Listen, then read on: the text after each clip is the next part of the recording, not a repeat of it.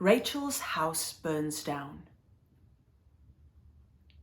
Every morning, Mama Helen walks with Rachel and her sister to Hoopoe Land.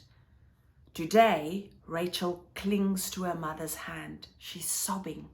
The tears stream down her cheeks and chin. They drip onto her dress, the one with the puffed sleeves. Her eyes are red and swollen. Her throat feels raw and painful. A trickle of water is running from her nose. Rachel sniffs. She smells soot, black soot. She smells the white ash that is floating in the wind. She smells the red-hot plastic that's melting.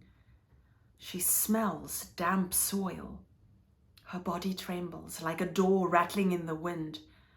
Mama hugs her and wipes her face with a wet face cloth. Samuel and Joshua run towards Rachel. They missed her. She has been absent for 3 days. Suddenly, they stop. The front of Rachel's dress is soaking wet from crying. She's shivering despite the warm sunshine. Teacher Nancy bends over her. "What's wrong, Rachel?" Teacher Nancy sounds worried. "Our house burned down, teacher." Rachel's mother sounds sad and tired as she answers for Rachel. "Aunt Katie and Jessica's houses as well," Rachel's sister adds quickly. Samuel and Joshua listen wide-eyed. Rachel and her sister's house burned down? Where do they stay now? What happened to their toys and clothes? Teacher Nancy holds Rachel's cold hands in her warm hands. "You can also tell Rachel if you want to," she says softly. "Yes, what happened?" Samuel ruffles his brown hair. "Maybe we can help," Joshua says. Rachel looks down. The brown soil looks like the empty yard of their home. She closes her eyes. She sees the black-framed window of their house, the checkered curtain, the candle tipping over. Quickly, she opens her eyes. She sees tiny hearts shining in Teacher Nancy's eyes. Teacher Nancy puts her arm around Rachel's shaking shoulders. "Hug your mama and sister. It's time for us to go to class." When Teacher Nancy uses her teacher's voice, you do what she tells you. Rachel holds Mama Helen tightly. Mama Helen takes a beaded bracelet from her handbag. It is made of red beads. "Rachel, this is Granny Lettie's bracelet. She said you can wear it today. She also told you what to do with the beads." She puts it on Rachel's wrist. Rachel nods. She strokes the beads. "Thank you, Mama," she whispers. Mama Helen says goodbye and slowly leaves through the rickety green gate. Rachel walks with Teacher Nancy to class. Every morning at Hoopoe Land, they do exercises. Teacher Nancy says exercise helps them to get rid of the jiggles. Without the jiggles, they think and work better. They skip in circles. They stand on tiptoe and stretch their bodies upwards as if they are picking apples from tall trees. Then they bend down, touch their toes, and slowly come up again, taking deep breaths in and out again. They close their eyes and listen to peaceful music. Rachel does not close her eyes. She looks at the white ceiling. She rolls the beads of the bracelet between her fingers. 1 little bead, 2 little beads, 3 little beads. The music stops. It's story time. They all sit together in a circle. "Teacher, why is Rachel crying?" Samuel wants to know. Rachel looks at Teacher Nancy. She sees the tiny hearts shining in Teacher's eyes. "You can tell them if you want to." Rachel takes a deep breath.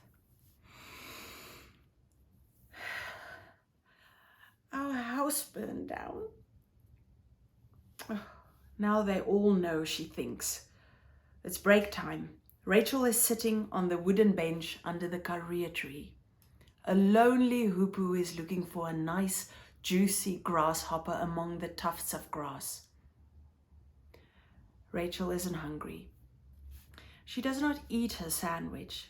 Everything tastes like soot, ash, and burnt plastic.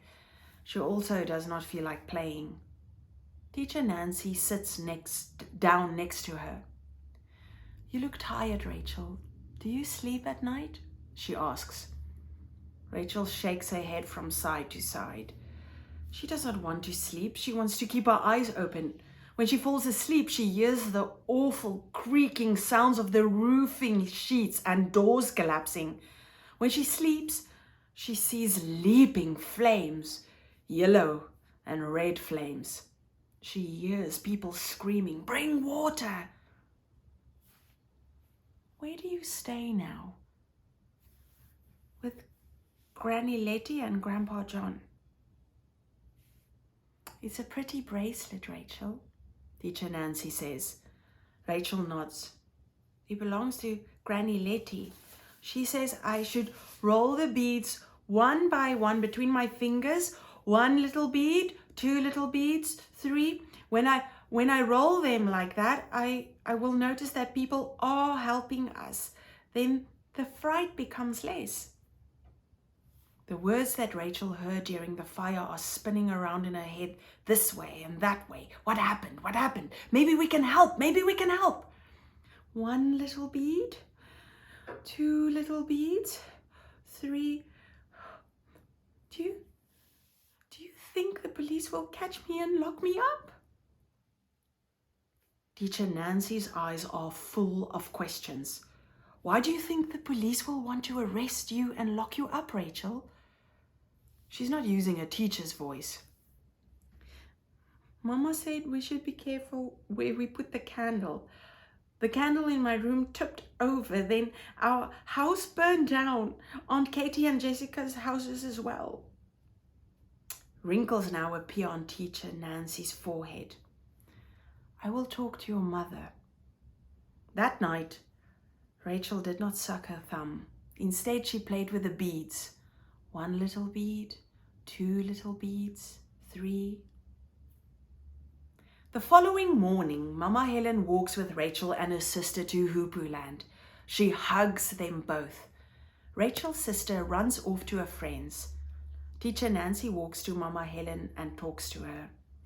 Then Mama picks Rachel up and holds her tightly. She smells like the pink roses in Granny Lettie's flower box. Rachel, it's not your fault that the fire burned down our house. Someone made a fire in the street. Sparks from the fire jumped onto our roof and set it alight. We fled from the house.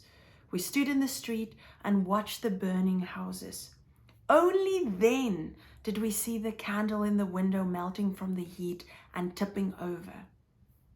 Mama Helen kisses Rachel on the cheek. Grandpa John has already started planting poles for our new home.